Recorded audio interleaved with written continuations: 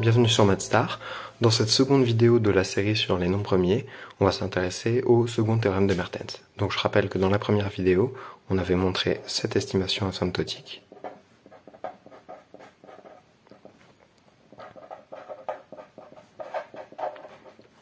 Où le produit porte évidemment sur les nombres premiers.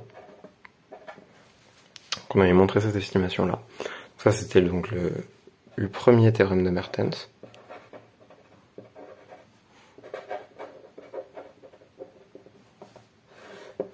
Et maintenant, on va s'intéresser au deuxième théorème de Mertens.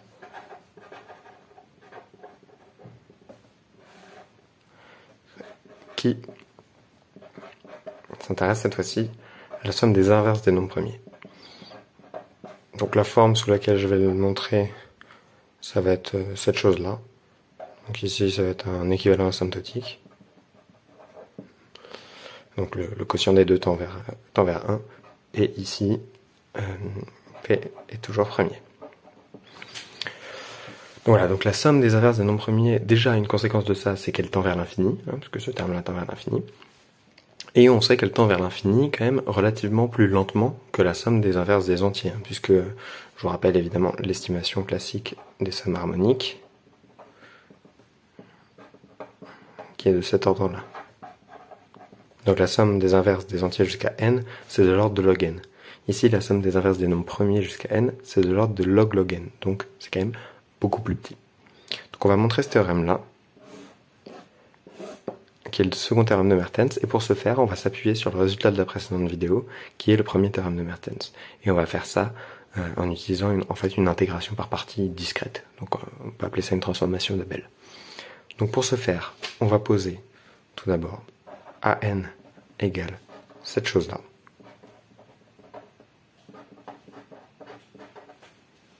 Donc maintenant, effectuons notre transformation d'Abel. On écrit la somme sur les nombres premiers inférieurs ou égaux à n de 1 sur p égale à la somme pour les nombres premiers inférieurs à n de log de p sur p de tout fois 1 sur log p.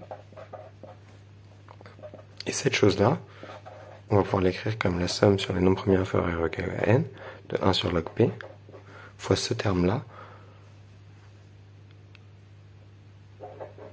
qu'on va écrire, donc on va cette fois-ci sommer sur k qui n'est pas un nombre premier, pardon, et on va écrire que ce terme-là, c'est donc log de k sur k si k est premier, et c'est 0 sinon.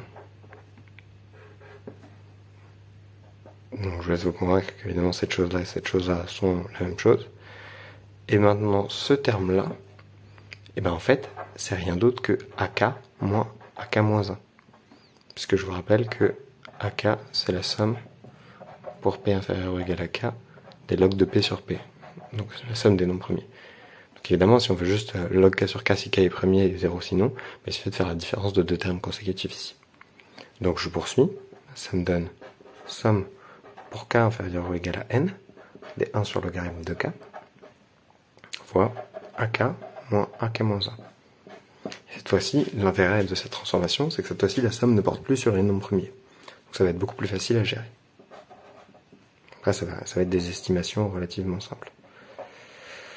Donc ici, je simplifie comme je peux, et on va faire apparaître un télescopage. Donc on va mettre AK-1 sur log de K-1 ici.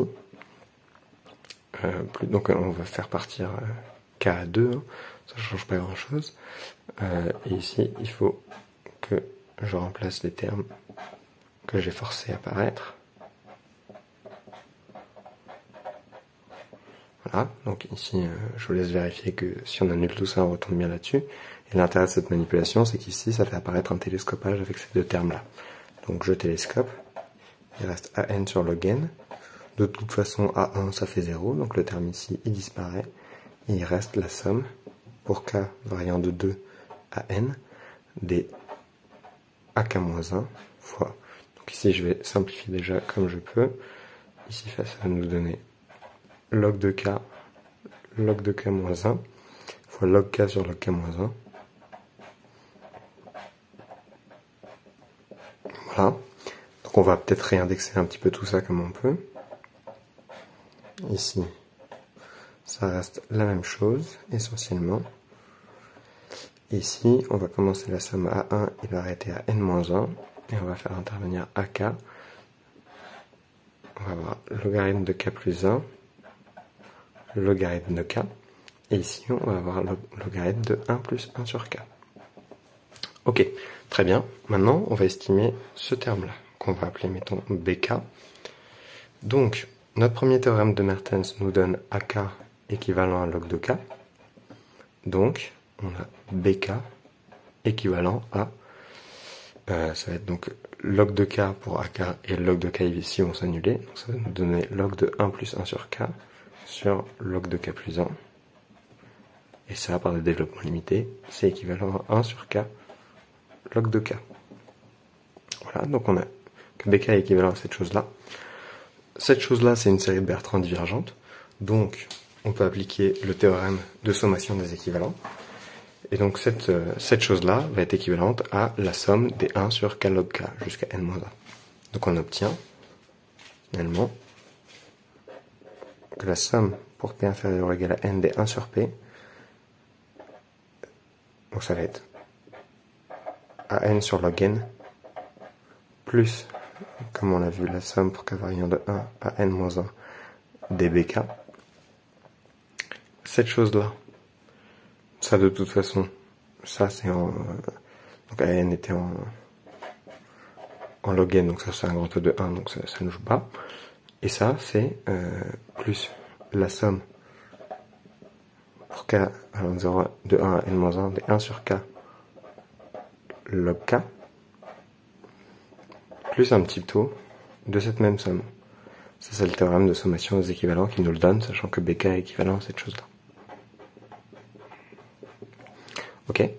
Bon alors, il faut quand même faire commencer la somme à 2 pour pas avoir de problème de division par 0 ici. Maintenant, cette chose-là, on est capable de l'estimer par une comparaison série intégrale. En fait, cette chose-là, je vous laisse vérifier les détails, mais il se trouve que c'est équivalent à l'intégrale de, mettons, de 2 à n, 1 sur t log de t. Maintenant, donc équivalent pour n tendant vers l'infini, évidemment. Maintenant, 1 sur t log t, c'est facile à intégrer. En fait, c'est log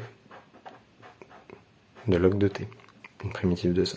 Quand on arrive le log, celui-ci passe au dénominateur, il faut multiplier par la dérivée du logarithme à l'intérieur, qui est donc 1 sur t, c'est bien ce qu'on veut.